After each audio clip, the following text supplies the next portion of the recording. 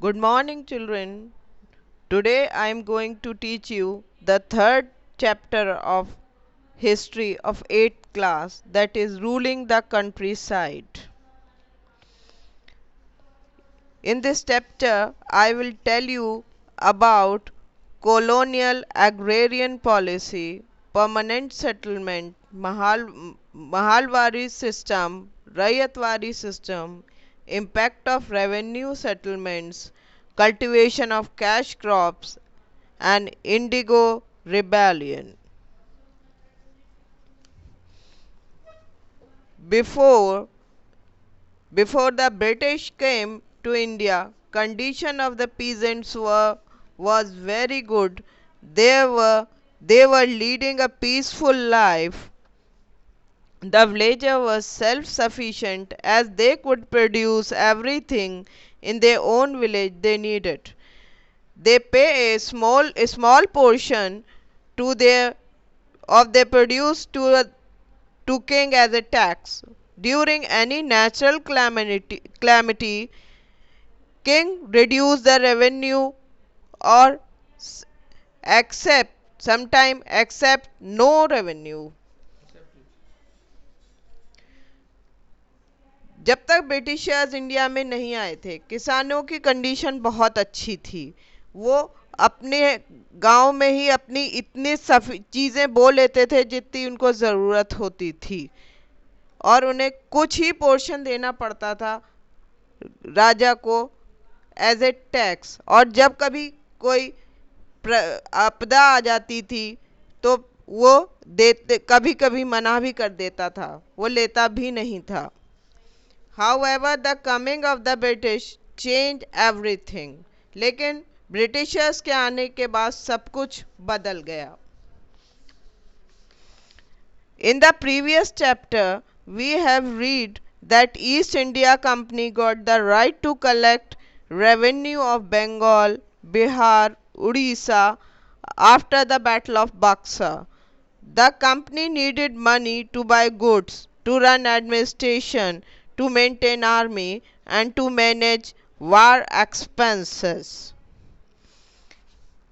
आपने पिछले चैप्टर में पहले भी पढ़ा है, उसमें कंपनी को राइट दे दिया गया था रेवेन्यू कलेक्ट करने का बैटल ऑफ बक्सर के बाद.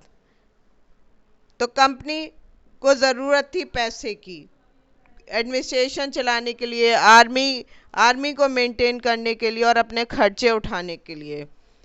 The ultimate aim of the company was to earn money. Since land revenue was the main source of income, the British thought of earning more from the revenue, so they revised or changed the whole revenue system. The company to introduce new revenue system like permanent settlement, Mahalwari system and Rayatwari system. Company को पैसे की ज़रूरत थी, इसलिए वो ज़्यादा से ज़्यादा पैसा कमाना चाहती थी, और लैंड रेवेन्यू ही एक मेन सोर्स था जिससे वो पैसा कमा सकते थे. इसलिए उन्होंने रेवेन्यू सिस्टम को पूरी तरह से बदल दिया. उन्होंने 3 तरह के सिस्टम्स को इंट्रोड्यूस किया: permanent settlement, Mahalwari system and Ryotwari system. Permanent settlement. Earlier, zamindar in Bengal, Bihar and Odisha has been functionaries who held the right to collect the revenues on the behalf of Mughal emperor and his representative, the Diwan in Bengal. पहले तो जमींदार को अधिकार मिला हुआ था कि वो रेवेन्यू कलेक्ट कर सकते थे मुग़ल राजा की जगह पर, और उनके साथियों की हेल्प से, जिन्हें दीवान कहा जाता था.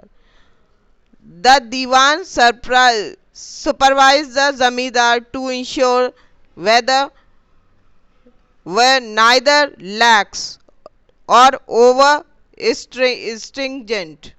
वो ना तो वो किसी का लगान छोड़ दे और ना ही किसी से ज़्यादा वसूल ले.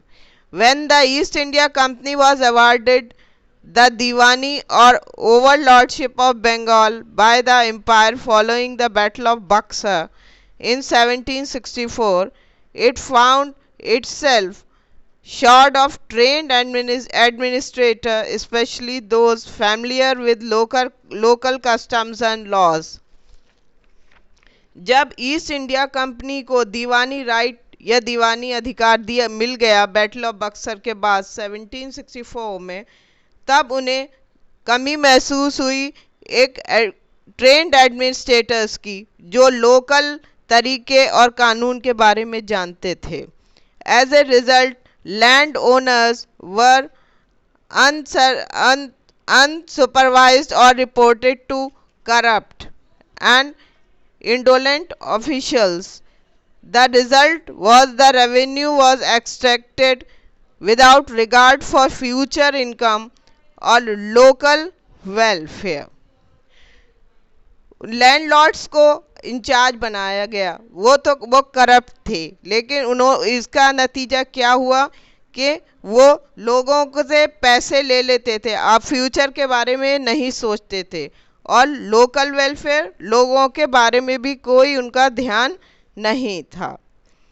Many appointed as tax farmers absconded with as such revenue as they could during the time between inspection. उनसे कह दिया गया था कि जितना भी तुम पैसा ले सकते हो ले लो, लेकिन उसके बीच में लेना, इंस्पेक्शन के टाइम के बीच में. The British parliament took note of the disastrous consequences of the system, and in 1784 the British Prime Minister William Pitt the Younger directed the Calcutta administration to alter it immediately. In 1786, Charles Cornwallis was sent out to India to reform the company practices. जिनको appoint किया गया था tax collect करने के लिए, उनको कहा, जो ऑर्डर्स दिए गए थे कि इंस्पेक्शन के बीच में ही जितना ले सकते हो ले लो. और पार्लियामेंट की जब उन्होंने देखा है कि ये ख़राब हालात हो रहे हैं, सिस्टम से कुछ फ़ायदा नहीं हो रहा, तो उन्होंने British prime minister William Pitt the younger ने एडमिनिस्ट्रेशन को डायरेक्ट किया कलकत्ता के कि इसको बदल दो इमीडिएटली, फॉरन. इन 1786 चार्ल्स कॉर्नवालिस को भेजा इंडिया में इसमें बदलाव करने के लिए. Permanent settlement. In 1786, the East India Company Court of Directors first proposed a permanent settlement for Bengal, changing the policies then being followed by Calcutta, which was attempting to increase taxation of zamindars. Between 1786 to 1790, a new Governor General, Lord Cornwallis and Sir John Shore, entered a heated debate over whether or not to introduce a permanent settlement. पहले तो 1786 में east India company के director permanent settlement सिर्फ बंगाल में ही करना चाहते थे. फिर बाद में उन्होंने सोचा कि इसको कलकत्ता में भी कर दिया जाए ज़मींदारों पे टैक्सेशन बढ़ाने के लिए. लेकिन बाद में सर जॉन शोर और कॉर्नवालिस के बीच में काफ़ी गर्म वो बहस हुई कि उसको लागू किया जाए या ना किया जाए. With the zamindars, Shore argued that the native zamindar would not trust the permanent settlement to be permanent and that it would take time that they realized it was genuine. जो वो बोले कि नेटिव जो वहाँ के रहने वाले ज़मींदार हैं वो इसको कभी नहीं मानेंगे और जब तक वो इसको पूरी तरह समझ नहीं लेंगे कि ये सही है कि नहीं. The main aim of the introduction of the permanent settlement was to resolve the problem of agrarian crisis and distress famine of 1770s, which resulted in lower agricultural output. Main M जो था permanent settlement का वो था agrarian crisis, जो famine या सूखे की वजह से हुआ था, जो 1770 में हुआ था, जिसकी वजह से जिसकी वजह से अनाज कम पैदा हुआ. The British officials thought that investment in agriculture, trade, and the resource of revenue of the state could be increased by agriculture.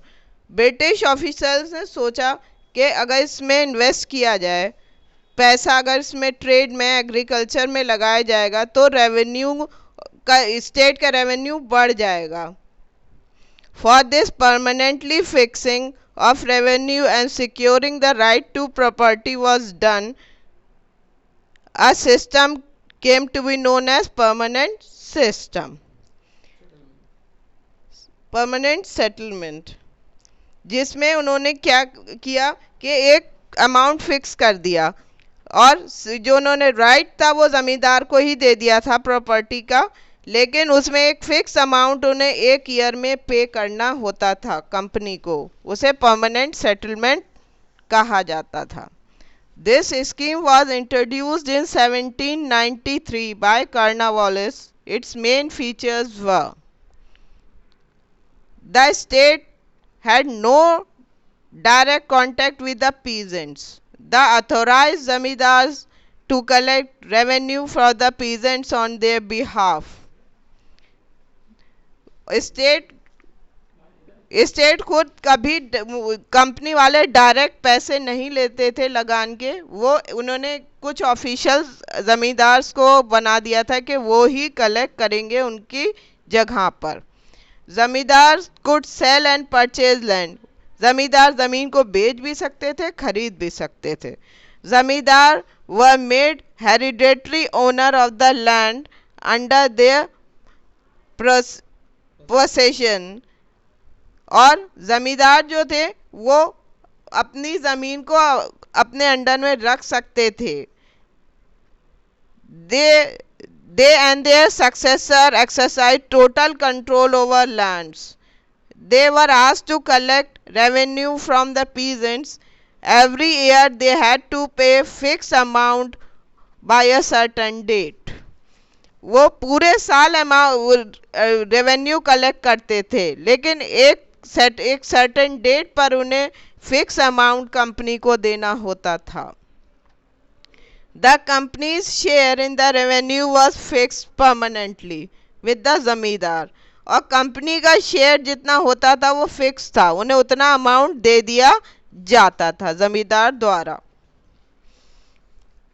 This system was fixed, which gave fixed and regular income to the British. The zamindar who collected revenue were only interested in collecting money. Zamindar never invested to improve the land production, which resulted in reduction in production. जमींदार सिर्फ पैसा जमा करने में लगा रहता था जिनको अपॉइंट किया गया था, और वो कभी ध्यान नहीं देते थे कि उन्हें अनाज को बढ़ाने के लिए कुछ सुविधाएं उनको पीजेंट्स को दें. और इसका नतीजा ये हुआ कि अनाज अब कम पैदा होना शुरू हो गया. Time to time they increase the amount of revenue to satisfy their selfish interest. लेकिन वो समय समय पर लगान बढ़ा देते थे अपना फ़ायदा करने के चक्कर में. The revenue to be paid to the company was very high. Also, the rent paid to the by the peasants to the zamindar was equally high, which made the life of the peasants difficult.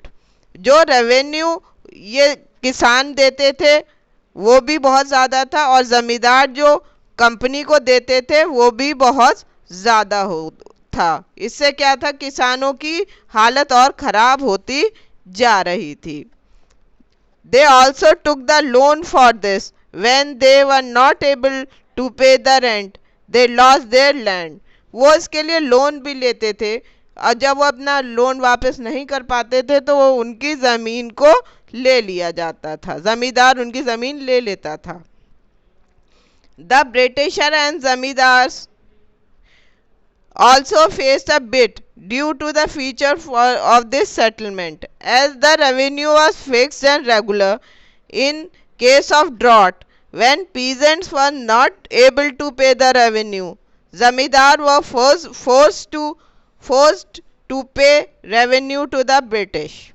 जब अब इन जमींदार और Britishers के बीच में भी थोड़ी अनबन होने लगी, क्योंकि जब सूखा पड़ता था तो किसान दे नहीं पाता था लगान, और ज़मींदार को ब्रिटिशर्स फोर्स करते थे कि हमें लगान दो.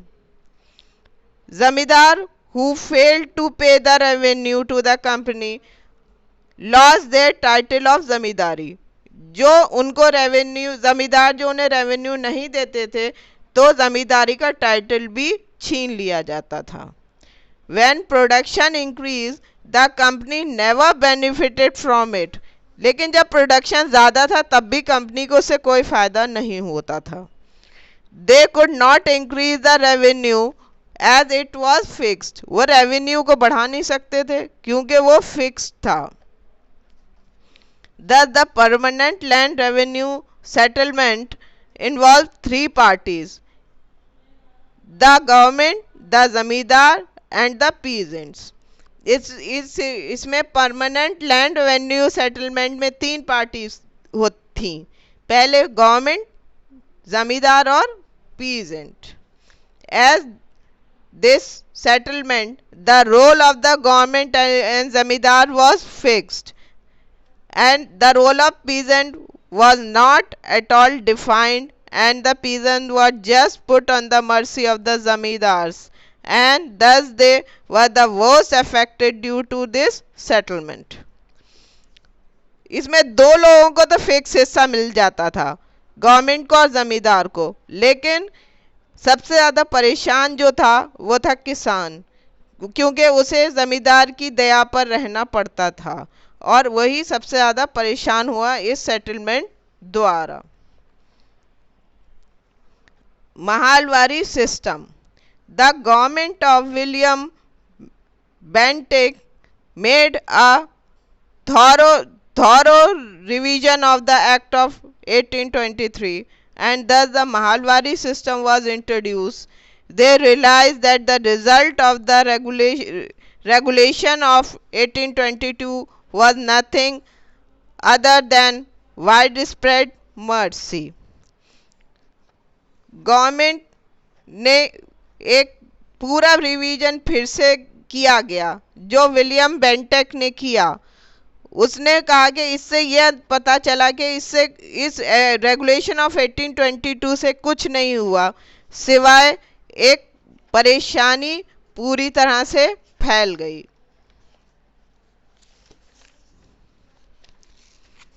After the prolonged consultation, the government finally passed a new regulation in 1833.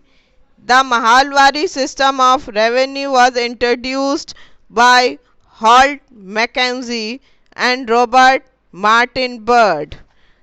काफ़ी लंबे विचार विमर्श या कंसल्टेशन के बाद गवर्नमेंट ने एक नया रेगुलेशन पास किया 1833 में, जिसे महालवारी सिस्टम कहा जाता है, जो हॉल्ट मैकेंजी और रॉबर्ट मार्टिन बर्ड ने पास किया.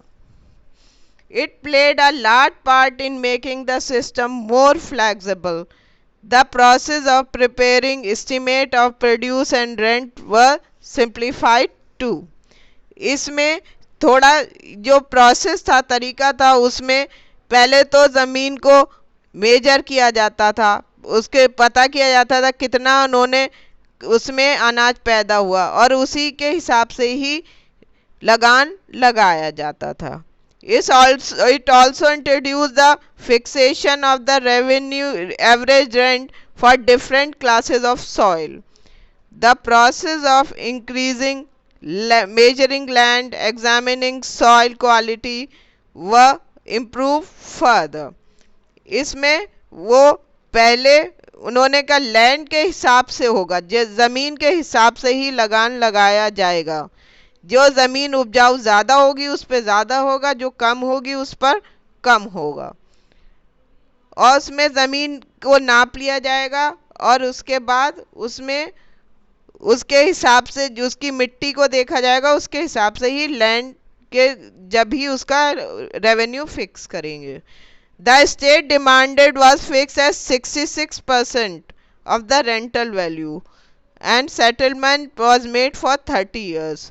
उसमें उनका 66% देना पड़ेगा कंपनी को और ये सेटलमेंट 30 साल के लिए किया गया। Mahalwari system, one of the three main revenue system of land tenure in British India। ये महालवारी सिस्टम उन्हीं सिस्टम का एक रेवेन्यू सिस्टम है जो ब्रिटिश इंडिया के टाइम में किया गया था। The word mahalwari drive from Hindi Mahal meaning a house और बाय एक्सटेंशन अ डिस्ट्रिक्ट। ये महालवारी ये वर्ड जो है हिंदी का है। महाल का मतलब होता है घर या किसी एरिया को बढ़ाने को महाल कहते हैं। In this system the land was divided into mahals. Each mahal comprise one or more village. Ownership right were vested with the peasants. The village communities were held responsible for collection of the taxes। इसमें land को महाल्स में divide कर दिया गया और एक महाल के अंदर एक से ज़्यादा विलेज हुआ करते थे और जो उनका राइट्स था अपनी ज़मीन के ऊपर वो किसानों के ही पास था और उन्होंने एक कमेटी बना दी थी जो गांव के लोगों की ही थी और वही टैक्स जमा करते थे। रैयतवारी